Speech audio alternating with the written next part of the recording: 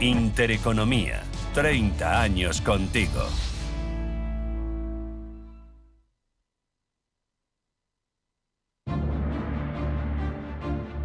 En Radio Intereconomía, Pulso Geopolítico. Análisis sobre los nuevos desafíos mundiales. Presenta Rafael Jiménez.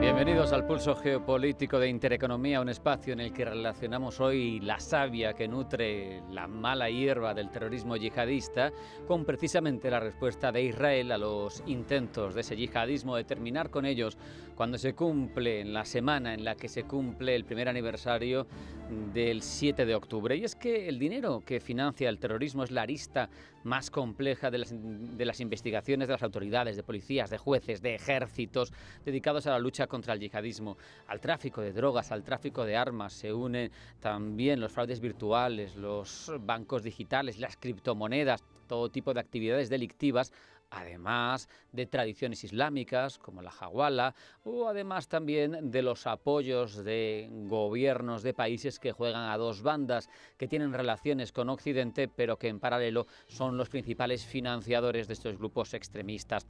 Y es que el tráfico de drogas también, el crimen organizado de armas o de personas, son modalidades de financiación que no rehuyen desde el yihadismo.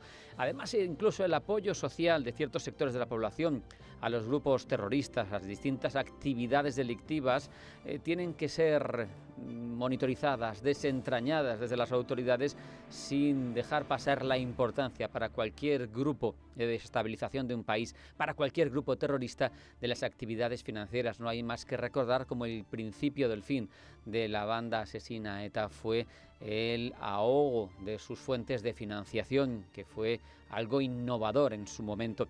La cooperación con bancos, con entidades privadas, con organismos reguladores es fundamental porque será la única manera, como digo, de evitar que esa savia que nutre la mala hierba del terrorismo consiga comprar armas a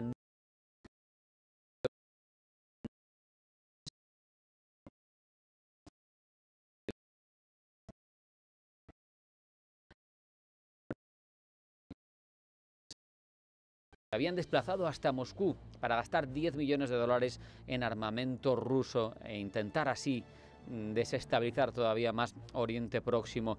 Por eso queremos hablar de todo esto. Vamos a contar con un experto que nos va a ayudar a desentrañar cuáles son las fuentes de financiación, en qué momento es el más adecuado para atajar esa financiación.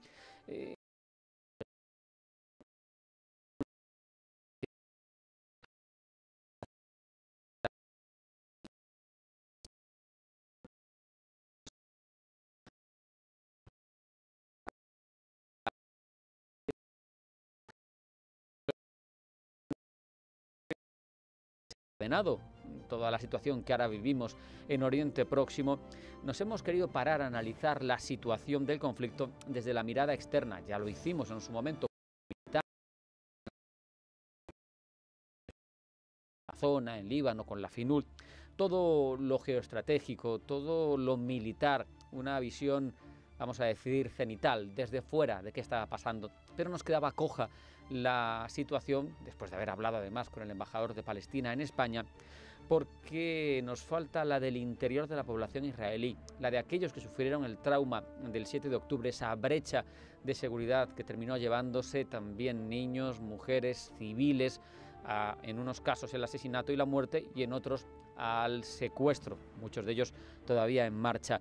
Por eso tenemos que analizar primero cómo ha reaccionado el pueblo israelí, segundo cómo están viendo la acción de sus dirigentes que tendrán que depurar en algún momento sus responsabilidades por el fallo de seguridad. Hasta ahora el primer ministro lo ha descargado en las fuerzas de seguridad y en el ejército, pero no tenía ninguna responsabilidad de lo que pasó el 7 de octubre Benjamín Netanyahu. De todo ello le vamos a preguntar a un destacado politólogo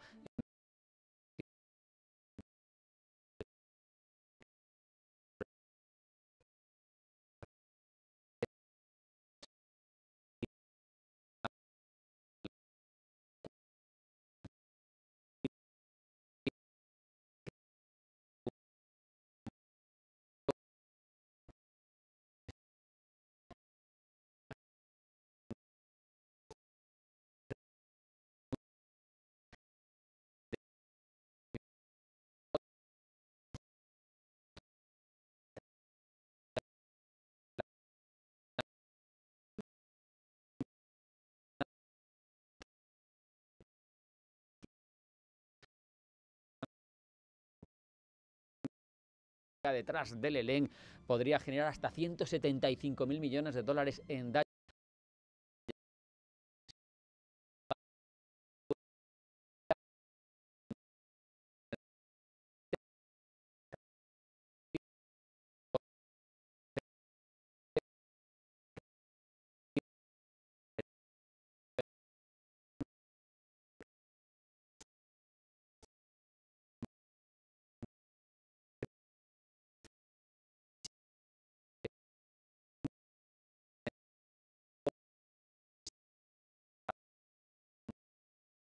En contra del país asiático y de su preponderancia.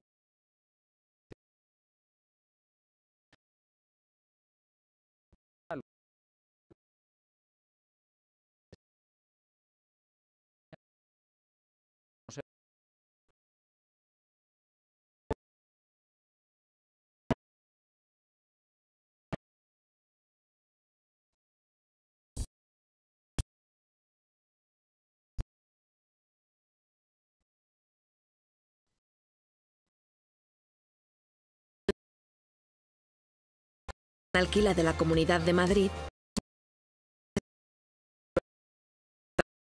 Asistencia especializada, asesoría jurídica, beneficios fiscales.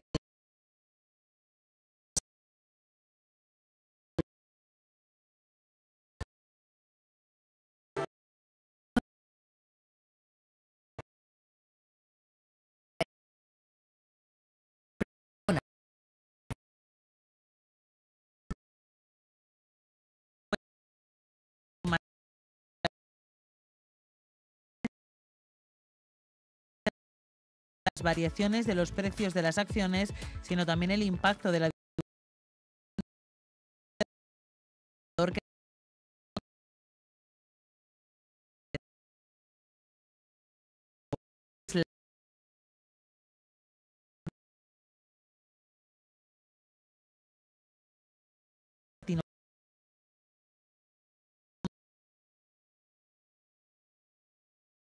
unido a todas las bolsas brasileñas, incluida la de Río de Janeiro, del gobierno.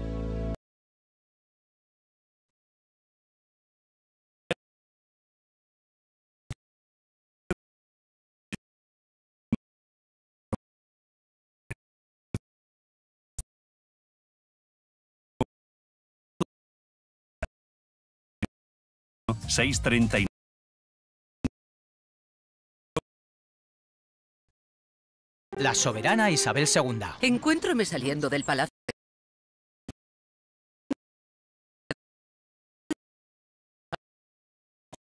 Oh, exquisitos caldos. Estaría bien que te lo contara Isabel II, pero mejor es que...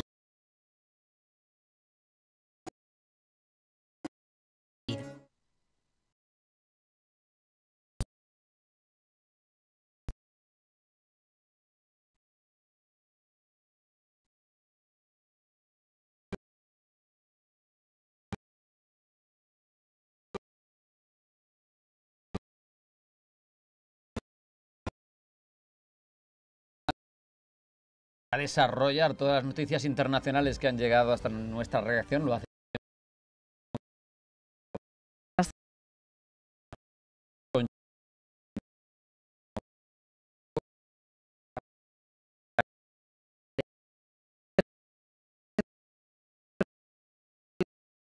El ministro de Israel, Benjamín Netanyahu, acerca de los planes israelíes de responder a Irán en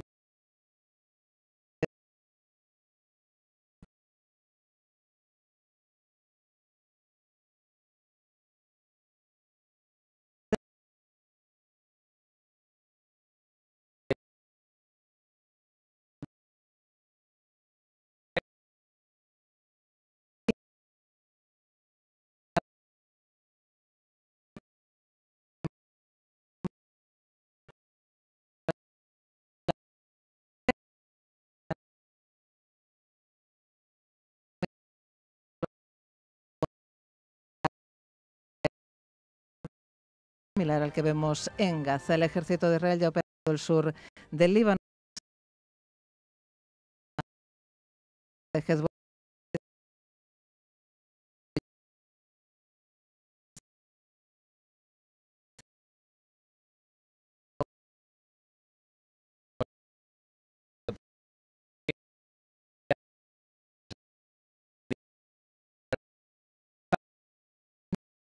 Guerra con el principal objetivo de manipular malignamente las próximas elecciones presidenciales de Estados Unidos.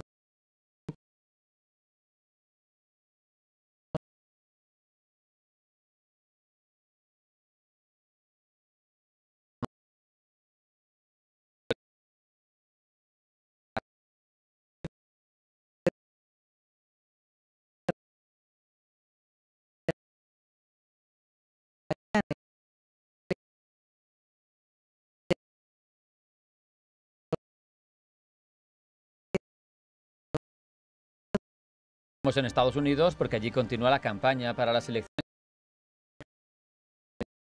Y demócratas exprimen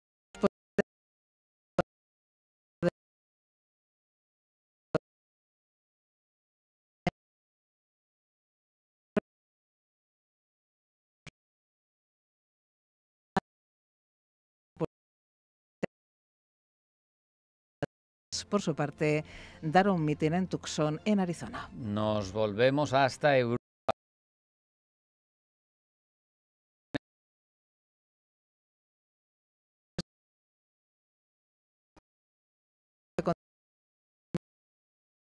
Ruso y su más estrecho aliado, Alexander. Seguimos en Europa con Víctor.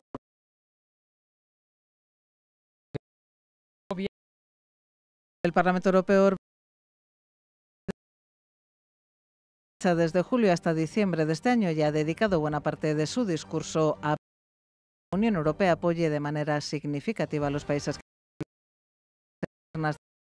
y las protegen. Salto continental. Continúa la crisis diplomática en España y Venezuela. La relación entre Caracas y Madrid vuelve al centro de la crisis política en el país caribeño después de que el Parlamento haya solicitado al gobierno de Nicolás Maduro romper totalmente las relaciones con España, tanto las comerciales como las consulares y diplomáticas. Y no nos olvidamos de política en Reino Unido, porque los conservadores votan para elegir candidato a liderar el partido. Los diputados conservadores británicos realizan la última votación para elegir a los dos candidatos al liderazgo de la formación, que serán sometidos a la votación definitiva para decidir quién será el sucesor de Rishi Sunak el próximo 2 de noviembre.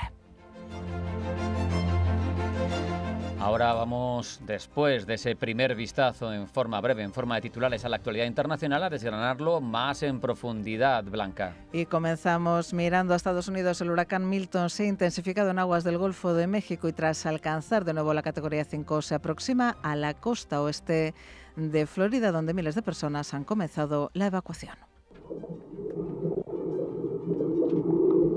La llegada del huracán Milton ha hecho además que las empresas hayan decidido detener sus operaciones. Se espera que toque tierra este miércoles. Las autoridades avisan, es extremadamente peligroso. Joe Biden. He instado a todos los que se encuentran actualmente en el camino del huracán a que escuchen a los funcionarios locales y sigan las instrucciones de seguridad.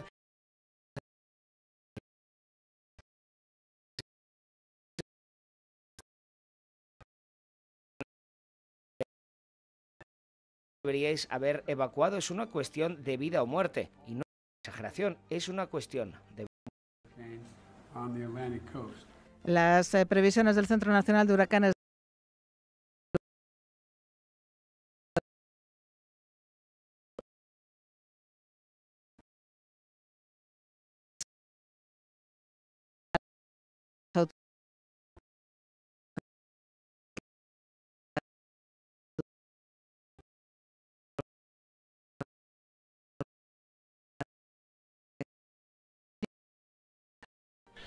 It has dropped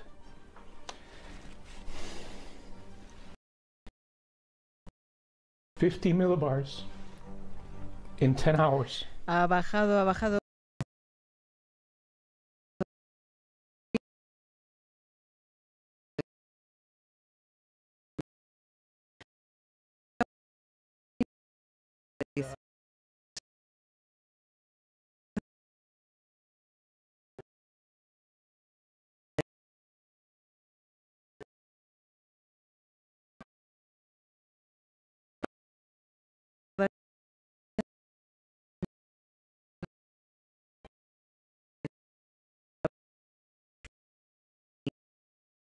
Ventinas urbanas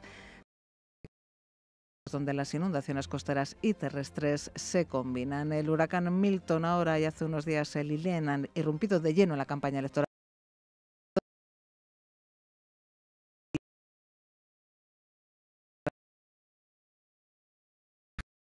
de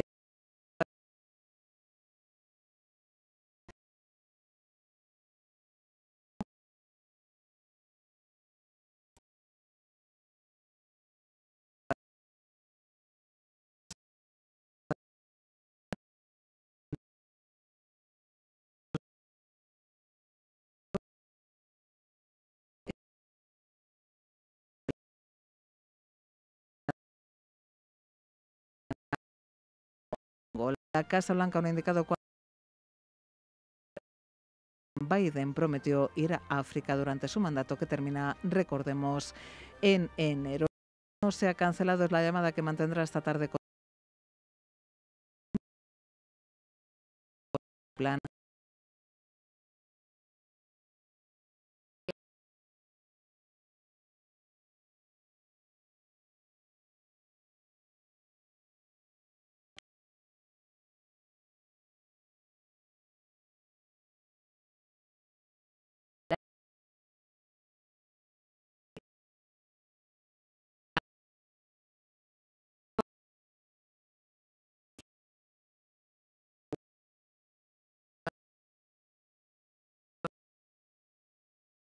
Cuenta días en medio de la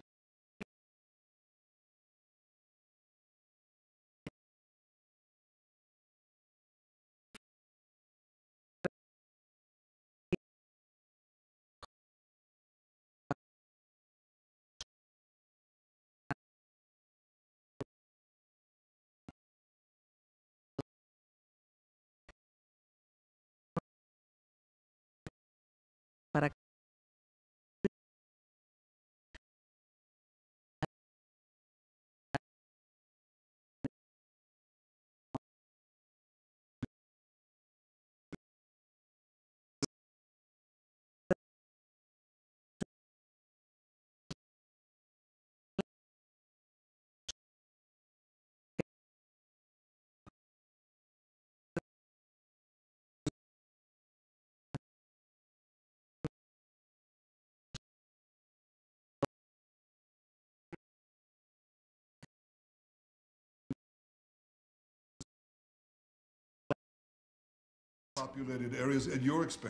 aviso de Netanyahu mientras continúa la movilización.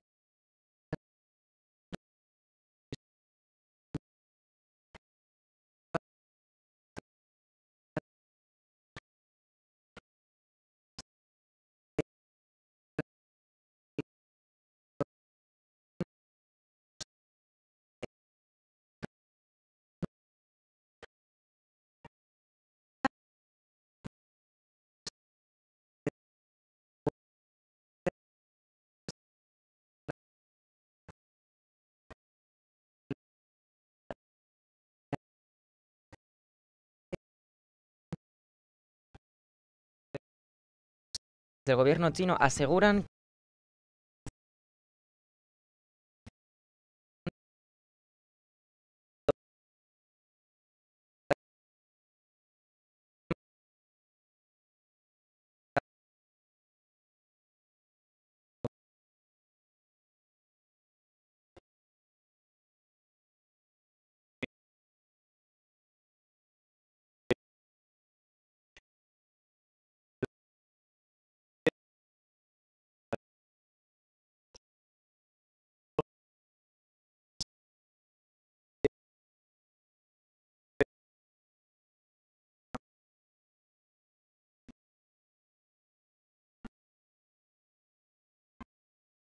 apoyo de estímulo fiscal.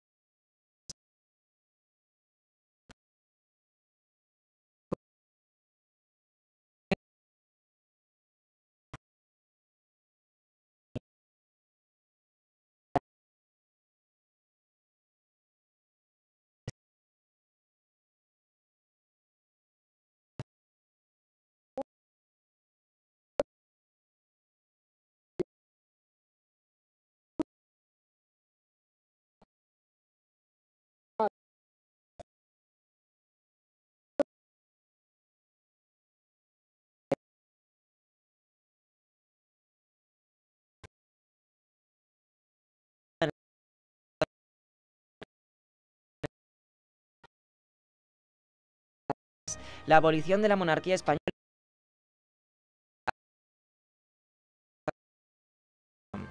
Esto se produce casi un mes después de que el Congreso español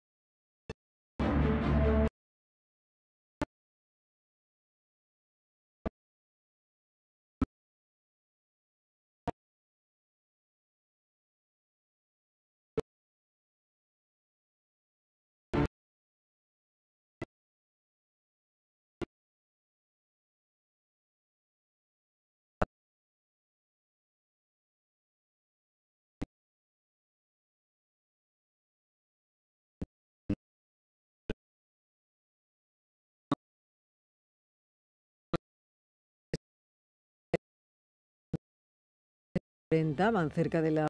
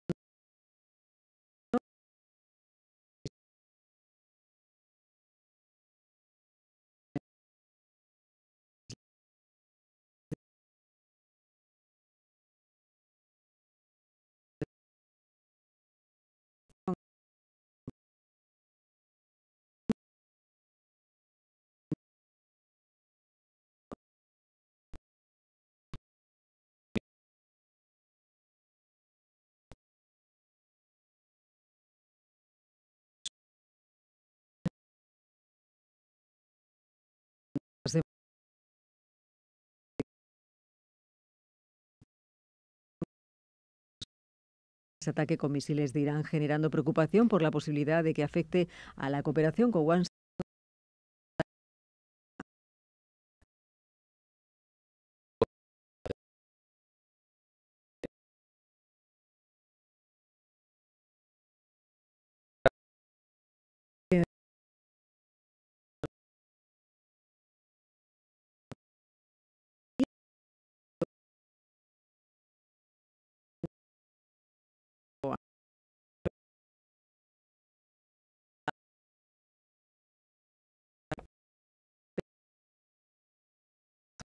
Que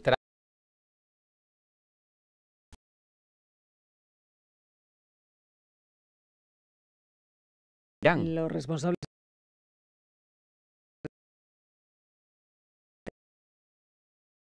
el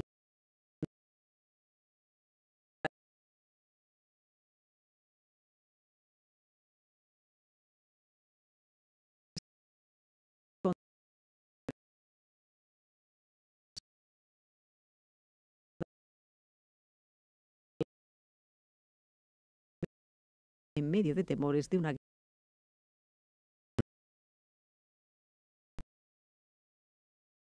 la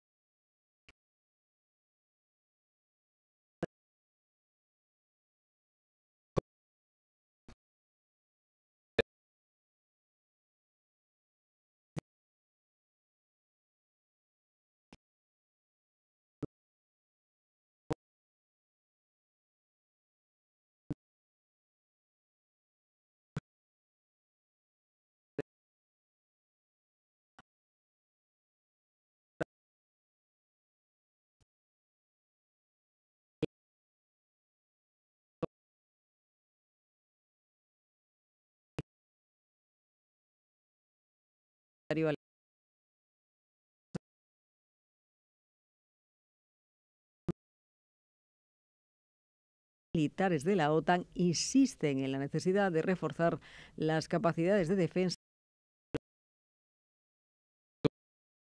Selección.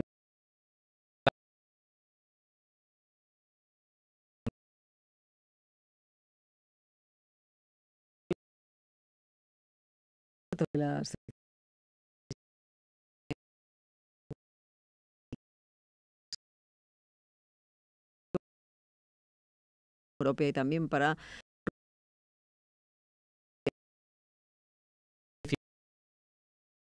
Mir Zelensky viaja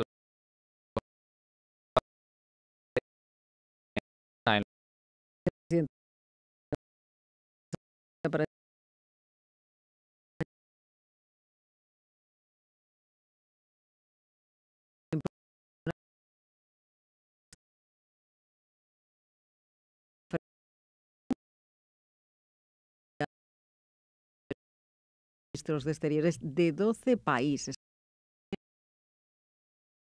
Grecia, Kosovo, Moldavia, Montenegro, Macedonia del Norte, Rumanía, Serbia, cooperación militar. Además, varias.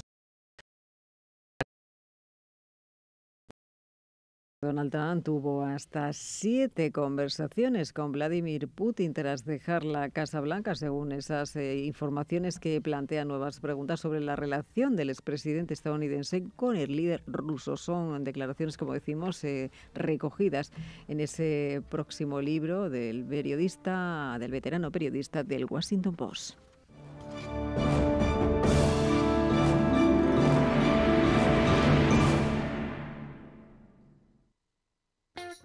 iPlan. Si eres padre, profesor o educador de jóvenes menores de 30 años que buscan trabajo y mejorar su formación, iPlan. Infórmate sobre el plan de empleo joven para ayudarles a diseñar un futuro lleno de oportunidades. iPlan. ¿Te apuntas? Comunidad de Madrid. ¿Sabías que las empresas con mayor diversidad suelen tener mejores resultados financieros? La estrategia Global Diversity Engagement de Nordea invierte en compañías líderes en diversidad y colabora con las que van por el mismo camino, porque la diversidad importa también en lo financiero. Descubre más en nordea.es. Estamos en constante cambio. El mundo cambia, cambia nuestro entorno. Cambios que nos hacen reflexionar. Cambios que nos hacen apostar por fórmulas diferentes. En la radio apostamos por el sector inmobiliario. Súmate al cambio con IDE Inmobiliario. Cada miércoles y jueves a las 11 de la mañana con Elena Fraile en Radio Intereconomía. Nos sumamos al cambio. En Radio Intereconomía, Pulso Geopolítico. Las organizaciones terroristas, se lo hemos contado, lo sabemos, necesitan dinero para funcionar y lo consiguen. Lo consiguen además de forma imaginativa. Se aprovechan del crimen organizado, del tráfico de drogas, de la ciberdelincuencia. Es evidente que si queremos dificultar sus actividades, la única posibilidad es estrangular su financiación. Pero ¿cómo lo hacemos?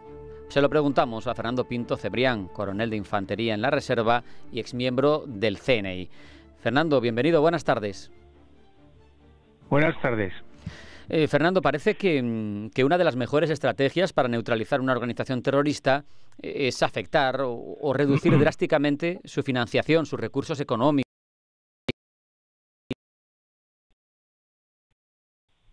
Bueno, antes de comenzar quería señalar la gran cantidad de bibliografía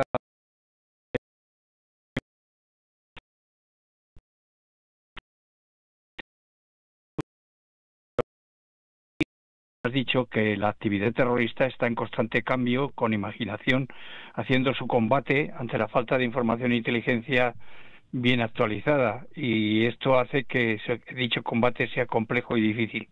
Bueno, la financiación justifica y da valor a todos los elementos funcionales del terrorismo, entre otros su espacio geográfico de ubicación, de actuación, el perfil de sus miembros, el apoyo a su ideología, etcétera. Por esa razón es importante, y se suele repetir constantemente, acabar con el terrorismo, para acabar con el terrorismo, acabar o limitar en todo la posible financiación, es decir, el flujo de dinero que recibe.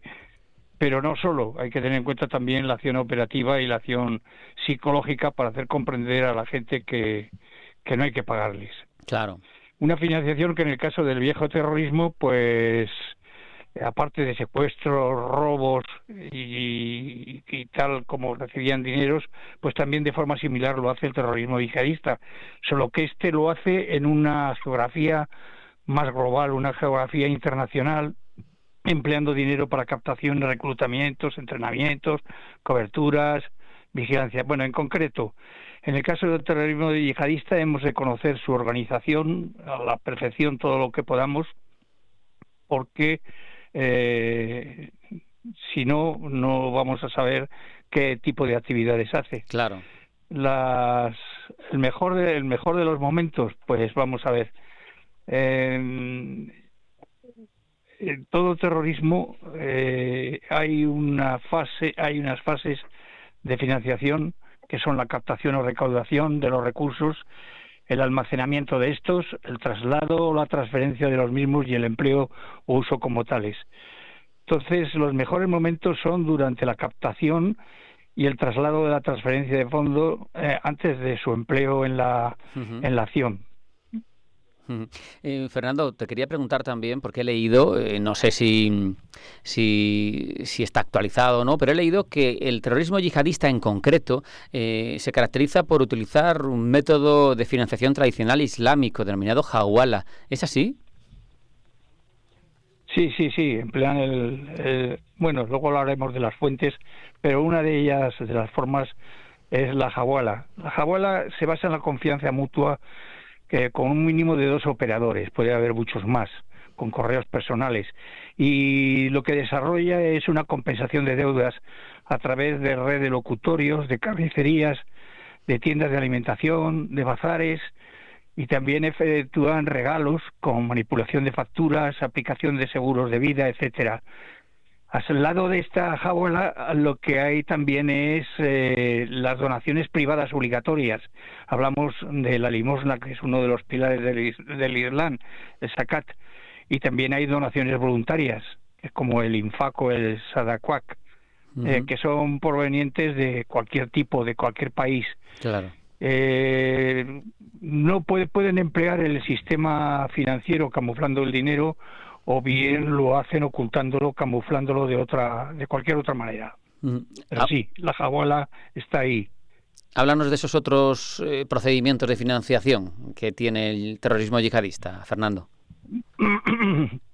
Bueno, primero hay que hablar de las fuentes. Las fuentes principales, teniendo en cuenta siempre que cuando una fuente se cierra, siempre se abre otra nueva en el propio país, en aquellos de ideología afín. Entonces hay fuentes que son llamadas legales, que no saben esas fuentes que están subvencionando el terrorismo, como puede ser algún tipo de Estado, todo tipo de organizaciones con estructura económica abierta, tales como ONGs, asociaciones y organizaciones islámicas benéficas, cobros de subsidios, de desempleo, universidades, escuelas, etcétera, etcétera, un gran etcétera. Y hay que tener mucho cuidado con la intervención de estas fuentes legales, puesto que hay que estar muy seguro de cómo se actúa y por qué se actúa, porque los resultados podrían ser contraproducentes. Al lado de estas fuentes legales hay también fuentes ilegales, desarrollando actividades criminales propias y relacionadas con oportunidad, no bajo dependencia, porque no dependen de la comunidad criminal, y no tienen dependencia, por lo tanto, con la delincuencia o el crimen organizado. Y son las más empleadas en la actualidad. Las extorsiones, secuestros, chantajes, cobros de impuestos revolucionarios, robos, piratería, tráfico de drogas, de minerales preciosos, de petróleo, sobre todo en el Sahel, comercio de ganado, etcétera, arqueología, obras de arte de yacimientos y de museos, lo que llaman arqueología de sangre, o sea, todo tipo de falsificaciones, compras y ventas en el mercado negro, es decir, todo lo que podamos imaginar. Y una labor importante es la que se llama lavado o blanqueo de capitales, pero es a la inversa, porque hay que tener en cuenta que este dinero no entra en el sistema financiero, sino que queda camuflado aprovechando el secreto bancario en la economía sumergida y no se ve afectado por las crisis financieras. También hay que tener en cuenta ahora la microfinanciación con todo tipo de delitos menores y el empleo de criptomonedas o criptodivisas y el empleo de neobancos, aquellos bancos que son de difícil rastro a no contar con sucursales. Estas son las fuentes más habituales o los caminos más habituales de financiación. También a mí me surgen siempre muchas dudas sobre esos estados, habitualmente del Golfo, regímenes teocráticos, en los que sabemos que mantienen muy buenas relaciones económicas y diplomáticas, hasta armamentísticas, con Occidente, pero que también sabemos que están detrás de los grupos terroristas, por lo menos les dan cobertura en su territorio y sospechamos que son instigadores. ¿Qué papel juegan estados como Arabia Saudí, como Qatar, en todo esto? Bueno, estos estados pues juegan con aspectos económicos, comerciales y políticos bajo una diplomacia protectora, bajo el respaldo de árabes que son millonarios. Y establece relaciones, por ejemplo, la Unión Europea con el Consejo de Cooperación del Golfo. Por citar, en el 2017 no es que no crean tensión solo con los países occidentales por este secretismo y estas actuaciones terroristas, sino que también entre los mismos países árabes hay tensión. Por ejemplo, en el 2017 6 países árabes entraron en reacción contra Qatar porque apoyaba a la hermandad musulmana y a milicias iraníes. Y vamos a ver, pues hoy en día una noticia de actualidad es que el gobierno, sin que haya dicho nada el Partido Socialista ni Sumar, ha aceptado 300 millones de Qatar para crear un fondo de capital de riesgo para invertir en determinadas campañas, tanto nacionales como capital que ha venido en campañas nacionales y de los Emiratos Árabes. Es decir, que ahí están y no se actúa directamente contra ellos por determinado temor, por el juego de juego económico con el petróleo, con otros elementos, juegos comerciales y políticos que hay estatuidos.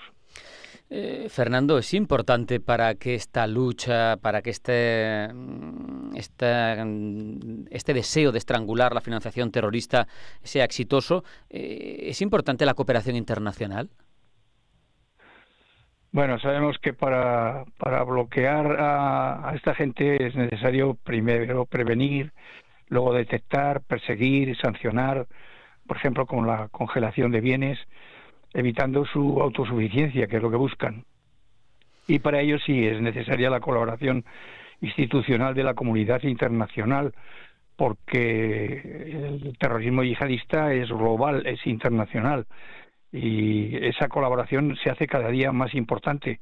Por ejemplo, como la llevada a cabo con el Grupo de Acción Financiera Internacional del G8, el GAFI, que lucha contra el lavado del dinero por los terroristas y por ejemplo la acción de la Oficina de la Lucha contra el Terrorismo de la ONU, la UNCCT en siglas.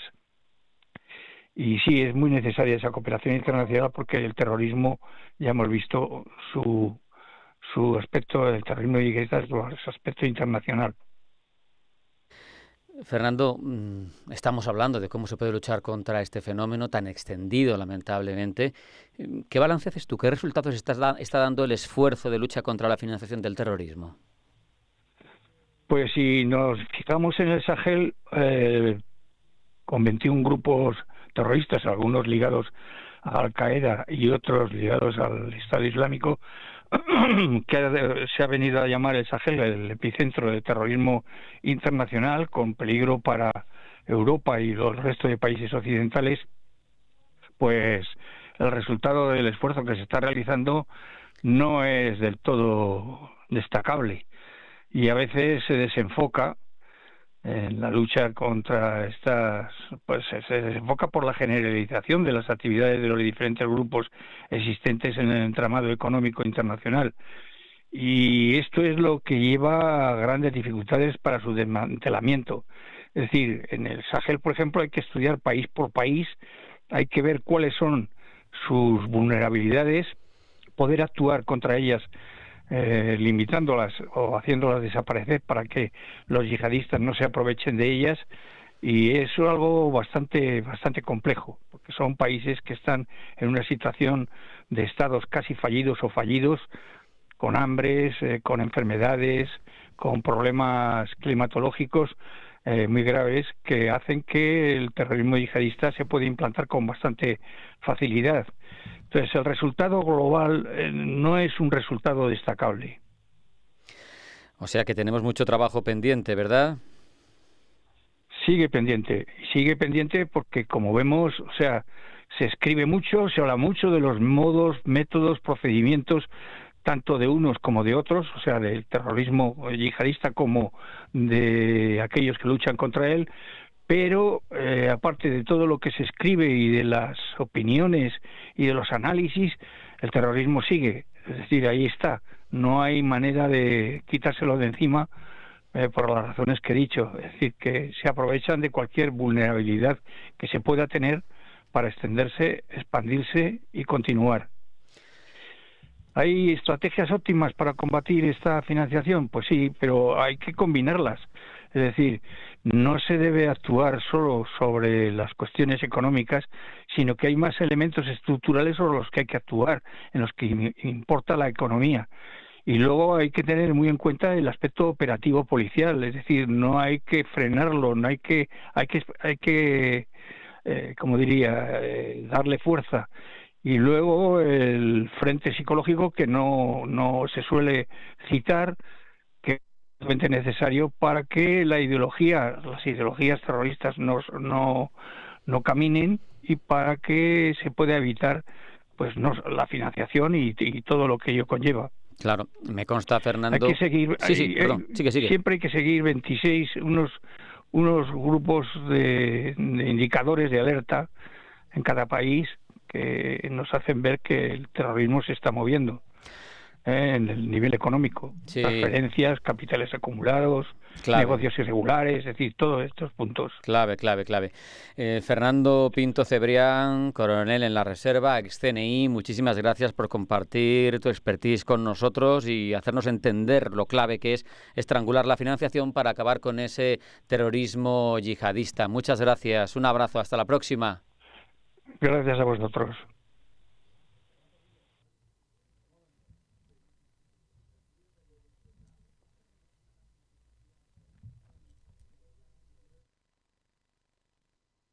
¿Quieres acceder a las ideas y tendencias de inversión de la mayor gestora de fondos activa del mundo de manera gratuita y abierta a todos? Visita nuestra web de Capital Ideas para obtener nuestras perspectivas de mercado de Capital Group. Más información en capitalideas.es. Hoy hablamos de un espacio rural y alternativo, Villanueva de Perales, un término municipal con una zona de especial protección para las aves, la cepa Encinares de los ríos Alberche y Cofio. Villanueva de Perales cuenta con importantes espacios naturales como las cárcavas del río Perales, la dehesa Boyal, el Parque Botánico. Escápate y disfruta de la Sierra Oeste de la Comunidad de Madrid.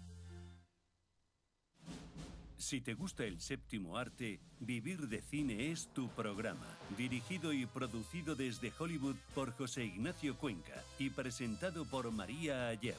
Toda la actualidad del cine, estrenos, festivales y críticas, sin olvidar los clásicos. Los viernes a las 12 de la noche, Vivir de Cine, en Radio Intereconomía. Intereconomía, 30 años contigo. Intereconomía, 30 años con la información económica más profesional y precisa. 30 años de experiencia, misma filosofía, siempre con la actualidad económica. Intereconomía, 30 años de rigurosidad informativa. La radio de los negocios. Intereconomía, 30 años contigo.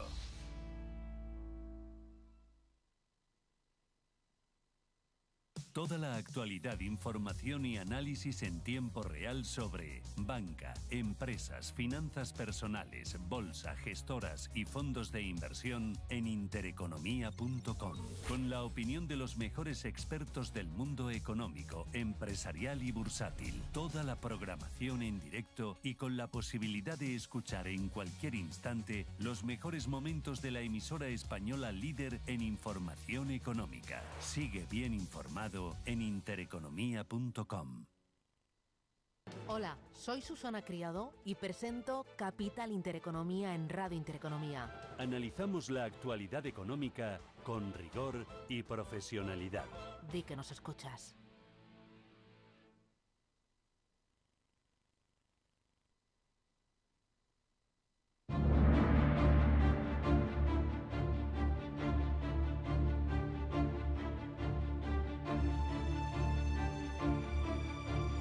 Se ha cumplido un año de la masacre del 7 de octubre, Hamás prácticamente destruida, Hezbollah descabezada, Irán con respuesta limitada, bajo control. Sabemos lo que se ha generado en Oriente Próximo desde entonces, las operaciones, las respuestas de uno y otro lado, pero no nos llega con la misma claridad cómo se está viviendo todo esto en el seno de la sociedad israelí. Y por eso hemos invitado a reflexionar sobre ello con nosotros a Mario Schneider, que es profesor emérito de Ciencia Política de la Universidad Hebrea de Jerusalén. Mario, te agradezco mucho que nos atiendas. Bienvenido, buenas tardes. Muchas gracias por la invitación. Mario. Y bueno, haremos lo que podamos. Claro, sí.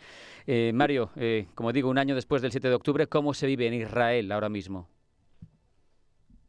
Bueno, aquí hay que diferenciar entre el análisis, digamos, político, social, económico y lo personal. Y en lo personal, como toda guerra, se vive mal. O sea, hay una situación de tensión constante. El norte de Israel está siendo atacado constantemente por Hezbollah, pese a los golpes que ha sufrido por parte de Israel. Caen misiles. Cada día o 2 días llegan misiles al centro de Israel, o desde Líbano o desde Yemen, los hutíes, o llegan aviones no tripulados con explosivos de Irak o de Siria. Y bueno, tuvimos un gran ataque desde Irán hace unos días, que fracasó, creo yo que en gran parte fracasó, aunque escuché en España un programa que sostenía que había sido un éxito increíble, pero sobre datos falsos. O sea, todos los datos que ellos entregaron eran simplemente inexistentes, eran falsos, pero bueno, o sea, cada uno con lo que le guste. Claro. Claro, por supuesto. Y bueno, o sea, la vida continúa de alguna u otra manera. Por ejemplo, la actividad económica está aminorada por muchos motivos, el primero de los cuales es la cantidad de reservistas que han sido reclutados al ejército, siendo los reservistas, digamos, una parte de los motores económicos centrales de Israel, ¿verdad? Son la gente joven entre los 21 y 45 años, digamos, algo así, aunque hay algunos mayores. Muchos son oficiales, o sea, son gente que ya en la vida civil han usado sus cualidades personales para avanzar y para llegar a puestos importantes. Claro. Y tal. Esto es un factor, y luego tenemos el factor internacional. El crédito internacional de Israel ha sido rebajado por las grandes agencias, por Moody's y S&P, lo cual significa que Israel paga mucho más en intereses por su propia deuda. Luego tenemos desconfianza en importar productos israelíes, ya que Israel se encuentra en guerra. O sea, tenemos toda una serie de factores. Un cóctel complicado, desde luego. Oye, Mario, te quería preguntar, sí, ¿cómo siente la población israelí, cómo percibe la población israelí la forma en la que reacciona la comunidad internacional a la respuesta que llegó desde Israel después de la masacre? ¿Se siente incomprendido? Sí, mal. Nuevamente, lamento tener que decir tantas veces mal. Pero en Israel no entiende, la mayor parte de la población no entiende la reacción internacional. no entiende por qué esta guerra fue provocada por Hamas. O sea, el ataque fue de Hamas, no fue que Israel atacó a nadie, sino que Hamas atacó a Israel con la mencionada masacre de 1.500 civiles y soldados el primer día, y todo el resto de las víctimas que han habido, y por sobre todo lo que está muy presente en la sociedad israelí es la incomprensión internacional del tema de los rehenes. El que hayan todavía 101 rehenes en manos de Hamas, muchos de ellos probablemente muertos también, es algo incomprensible para Israel desde el punto de vista del manejo de la guerra, de cómo se maneja esta guerra. O sea, la sensación al enfrentarse con organizaciones no gubernamentales como Hamas o como Hezbollah en Líbano, que usan abiertamente el terrorismo desde su propia sociedad civil hacia la sociedad civil enemiga de ellos, que es Israel, y al hacerlo hacen muchísimo daño a la sociedad atacada, Israel, pero hacen también muchísimo daño a su propia sociedad, porque ellos saben que al atacar a Israel, Israel va a contraatacar, y al estar ellos sumergidos dentro de su propia sociedad, es la sociedad civil la que va a recibir el impacto de los ataques de Israel, aunque eventualmente les va a tocar a ellos también, como sucedió en el caso de Hania, Nasrallah y otros tantos, que mucha gente pregunta que ¿por qué? Porque han tenido esta política de atacar a Israel en forma terrorista y se les percibe como factores del mal, como personas que guían estas organizaciones en dirección a algo que hace muy mal a la humanidad. O sea, fuera de ello, estas personas en una sociedad normal tendrían que ser juzgados como criminales, porque tienen en su haber muchísimas muertes. Entonces tenemos una situación complicada con esta incomprensión y se le mezcla injustamente, creo yo, el antisionismo, la actitud contra el Estado de Israel se mezcla con el antisemitismo.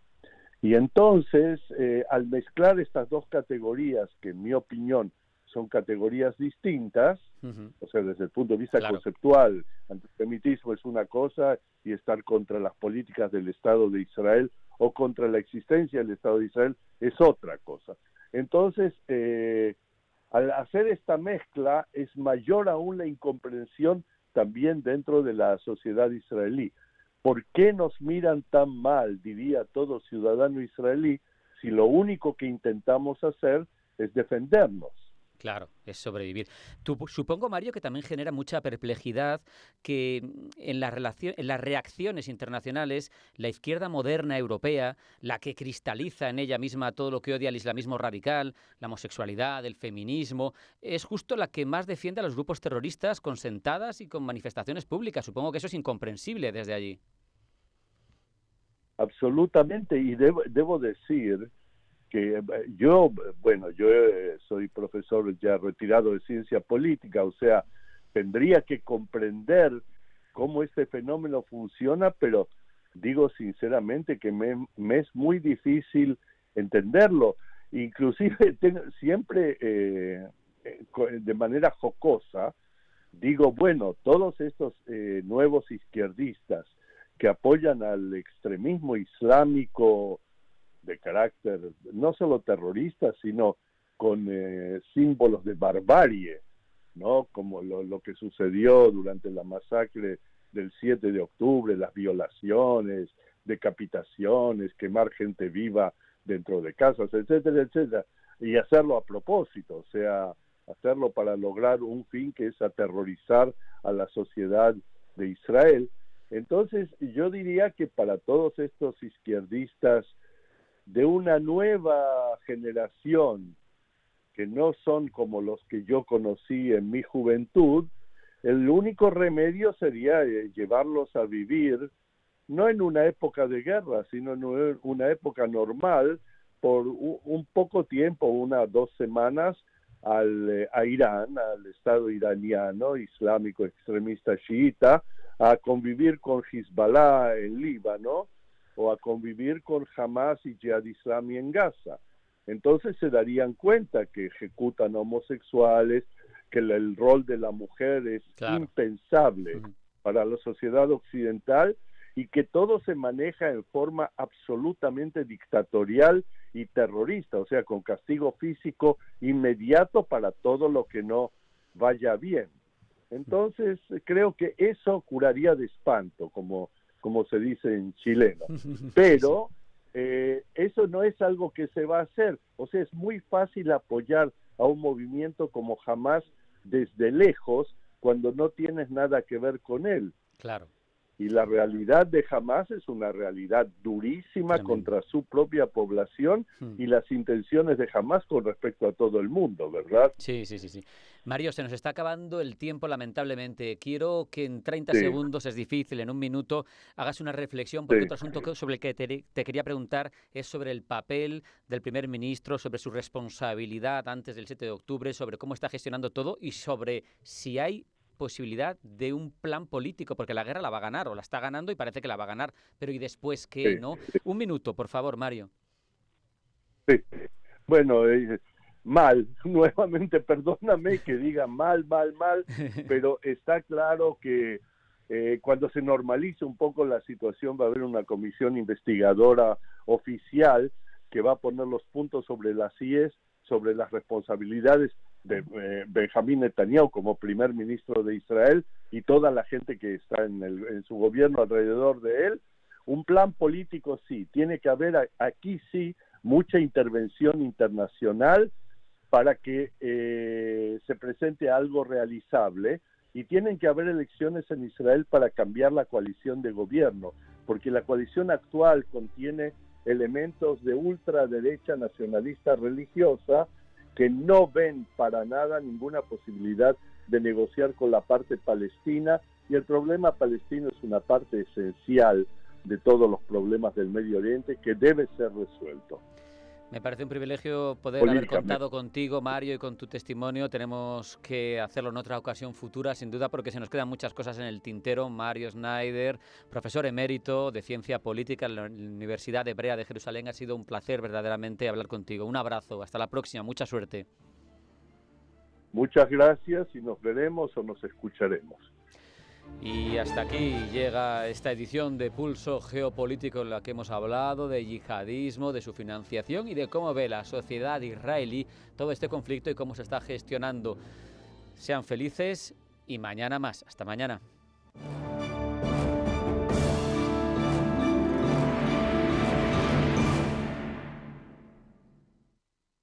Los mercados financieros, las bolsas más importantes, información clara y precisa. Esto es Radio Intereconomía.